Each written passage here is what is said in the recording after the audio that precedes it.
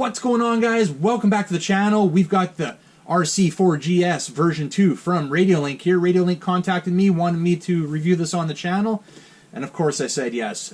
This thing looks awesome. So let's take a look at the box here.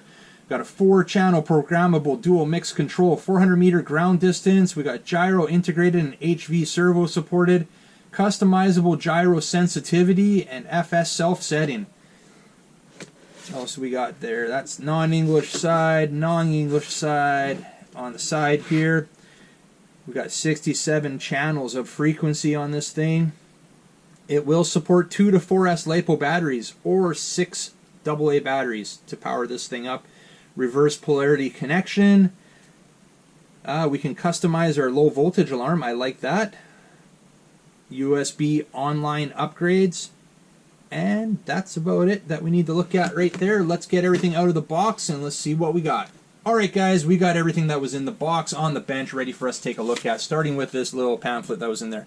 Congratulations, you have got the 2020 latest RC4GS V2 version. We have updated FPV holder hole, strap hook, SWA, SWD, handle, and trigger location. Very nice. I don't own the version 1, so I can't compare it myself, but for what I've seen, the V2 model is a definite upgrade.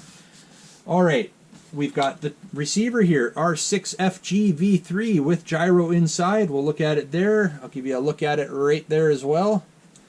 6-channel receiver. The manual. Leaflet style manual opens up like that. We have nice bold print on that manual and some nice colored illustrations. I like that. We will keep it open just for reference in case I'm confused on any of the functions of the buttons that are on the transmitter. Transmitter itself, nice big base on that. I like that. Stand it up on its own like that, and we've got a nice big oversized nose on it, so you can put it down on flat like that as well. Very nice. You can see the antenna does have a wire running through the middle of it. That would make sense since they are claiming 400 meters range. You're going to need that functioning antenna like that for sure. There's our lanyard hook right there. On the top here would be our FPV mount, 1/4-20 threaded insert in the top of it right there. We'll look at that shortly because I have an idea how I want to set that up. Trigger. Actually, it's a very comfortable handle to hold on there, by the way. Trigger is somewhat tapered. Kind of wedging your finger in there. Very nice. You're not going to slip there. We have our SWA button. We have our SWD button right there. We have our steering trim right there, our throttle trim on the top, and the auxiliary trim on the side right there. We have our VR dial there. I believe that's for adjusting the sensitivity of the gyro. On this side, we have our on-off switch right there. We have our simulator port right there. USB is under there. Let's open it up. And that would be for upgrading the transmitter. If there's any updates for it, you would hook it up to your computer through that micro USB right there. On the top, there's our LCD screen. Once we get the batteries in there and powered up, we'll take a look at these functions and what these buttons do right there. Other than that, guys, that's all we can really look at, just visually looking at the transmitter here. So let's open it up here. It says it can take 6 AA batteries, or you can use a 2 to 4S LiPo.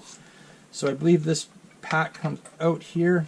Yes, like that. And there's a little JST plug in the back there. I won't be using AA batteries with this, but if that's the option you have to use, so be it.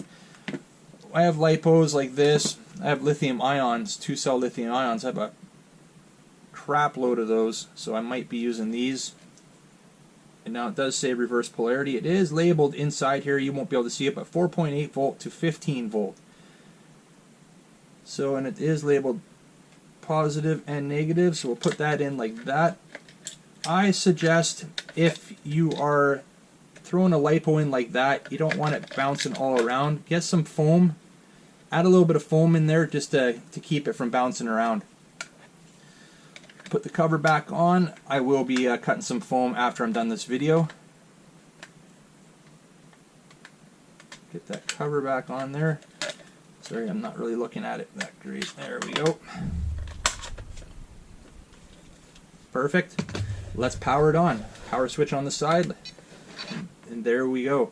So I'm going to just set up the camera a little bit differently here, guys. I want you to be able to see this LCD screen. This is something that the reviews I watched, we were not able to actually have a clear view of what was happening on the screen. So I'm going to hopefully be able to set up the camera and we can have a good look as I scroll through all the options and settings that are within this transmitter. So stay tuned. I'll be right back with hopefully a good view of this LCD screen.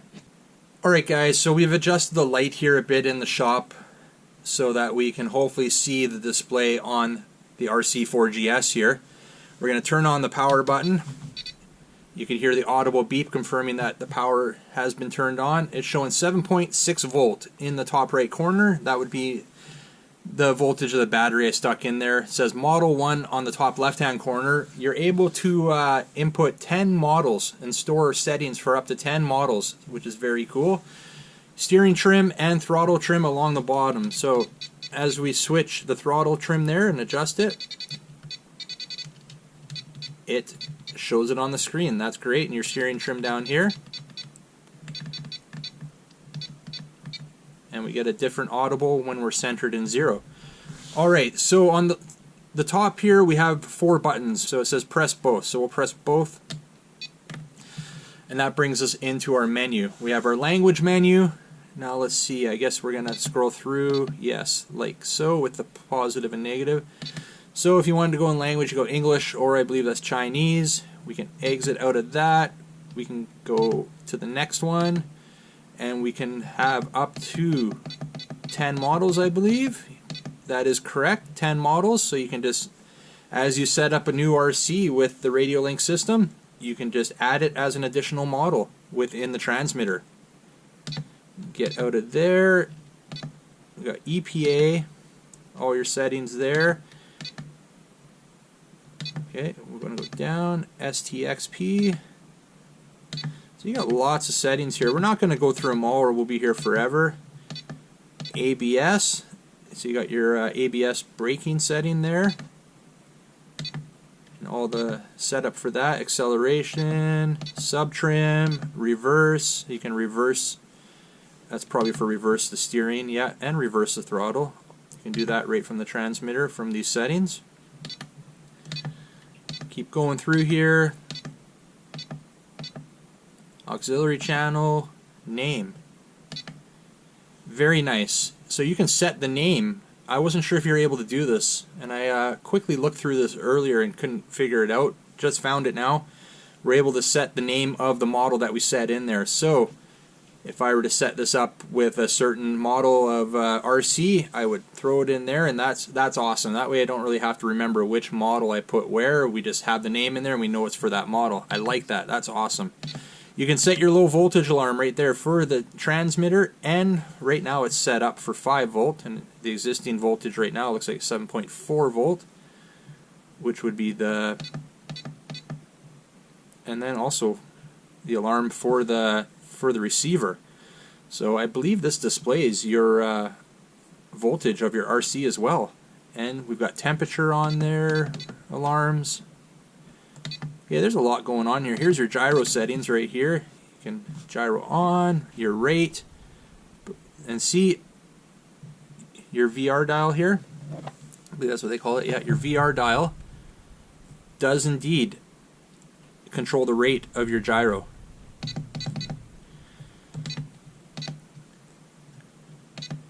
Alright, and then you can just do a reset if you choose to reset that back to the stock settings.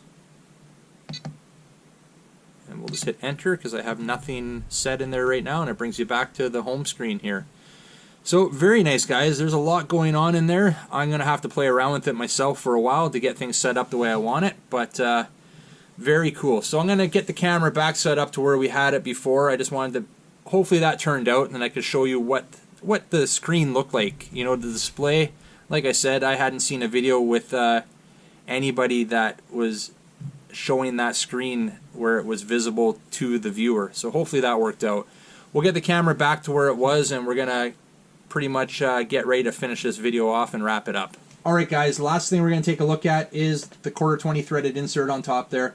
A lot of guys are going to mount cameras on there so they can get some awesome footage of their RC runs, whether it be crawling, bashing, drifting, whatever you're doing.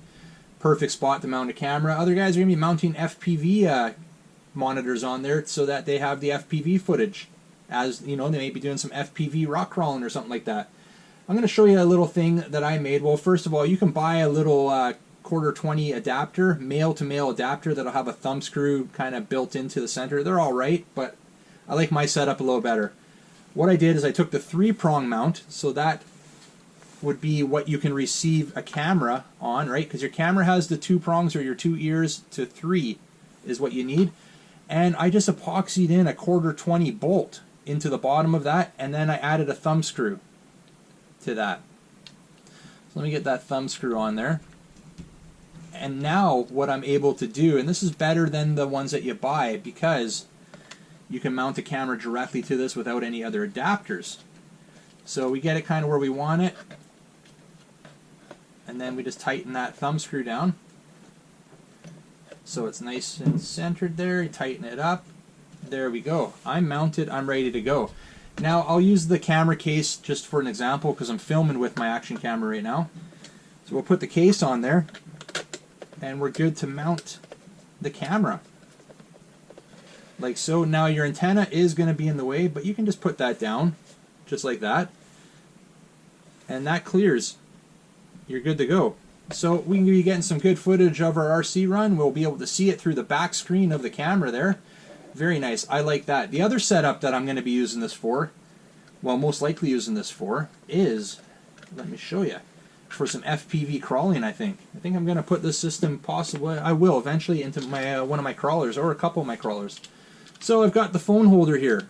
I've taken your standard tripod mount, and I've put that into the bottom of the phone holder that had a quarter 20 insert. Now we can put that in, same setup.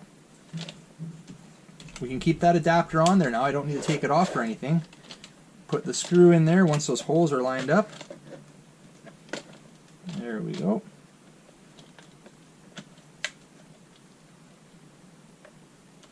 Should be lined up now. There we go. They're just a little off center. So get that in there.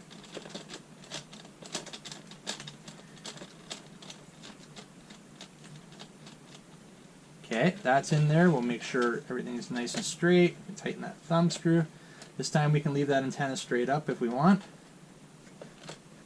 And now I can take something like this, little FPV screen, like that, and we can mount it into the phone holder, like that. So I know we can't really see it too well on this camera. We'll show you on this camera. So you can see I've got my FPV all set up here. Nice setup here. Transmitter. I can adjust the angle like so to exactly where I want it. And now we can do some FPV crawling or whatever you choose to do with it. That's cool. I love that threaded insert. And I like the little lanyard attachment there. We can stick a lanyard to it. I'm good to go. I never have to put my transmitter on the ground now when I'm out bashing, when I'm in a wet area or something. I can just keep that transmitter hanging off my neck if I'm not using it. Alright guys, that's the Radiolink RC4GS. It looks great. Can't wait to get out and test it. We're going to leave my little adapter I made up on top there. That way I can quickly mount an action camera or quickly mount my FPV monitor if I want to. Maybe that'll be useful to some of you guys if you want to make up one of these for yourself. It's quite easy, and most guys who have action cameras already have these parts. Anyways, guys, the last thing I need from you guys, maybe you can help me out with this. I'm trying to decide what I'm going to use to test out the RC4GS here. I'm thinking maybe a little crawling, maybe a little range test with the MN40. Do a little FPV, mount the FPV monitor on there and maybe try that out. That might be a possibility. It's already set up, kind of ready to go. All I got to do is put the receiver in there. The other thing, again, pretty much set up, ready to go, is the MN90 here. Same thing, we can do a range test with it, put the FPV monitor on there, and do a little crawling with it. Other thing that I can possibly set up with it is maybe we can do the D12. I do have some parts on the way for the D12 here. Maybe we can mount the action camera to the transmitter there and get some action camera shots right from the transmitter, doing some drifting and stuff. I Do have an upgraded motor on the way. We do have an ESC on the way for this, so it won't be too long. And we can throw the little gyro receiver into this thing and have some fun. You guys let me know, what's your suggestion? I was thinking maybe a budget option like one of these to test it out in. But for now, we're going to leave it at that. You want to grab one of these for yourself, the RC4GS. Check out the link in the description. If you like this video, make sure you get a big thumbs up. And if you're new to the channel, I really appreciate it. Hit that subscribe button before you head out. And remember, don't be a stranger. We'll see you on the next one. See ya!